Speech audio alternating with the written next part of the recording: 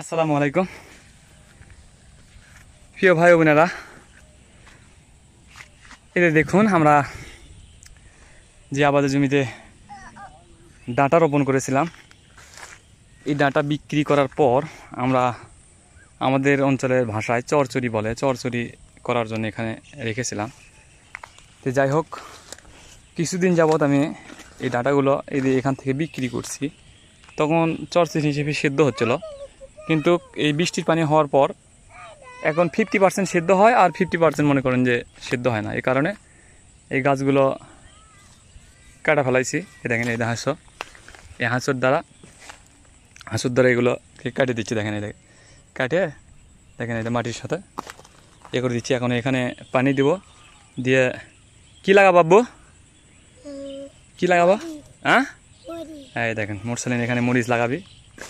যাই হোক, আপনারা আমাদের সাথে থাকুন বৈশাখী কৃষি ইউটিউব চ্যানেলে। দেখেন আমার আরেকটা ছেলে কইতে মরিচ লাগাবি। কি লাগাবো আব্বু? হ্যাঁ,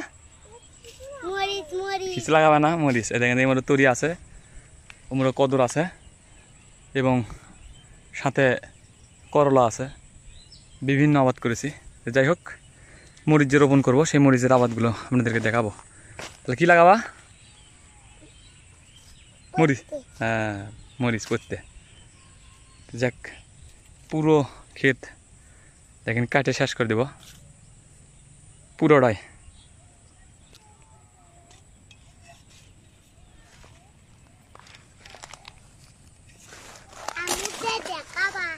হ্যাঁ, সরো সরো সরো সরো।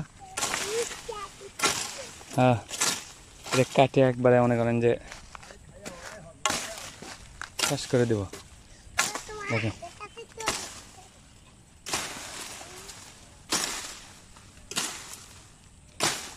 কাটে শেষ করে দেব পুরোটাই। অবশ্যই পুরোটা কাটার পর আপনাদেরকে দেখাবো, সাথে থাকুন।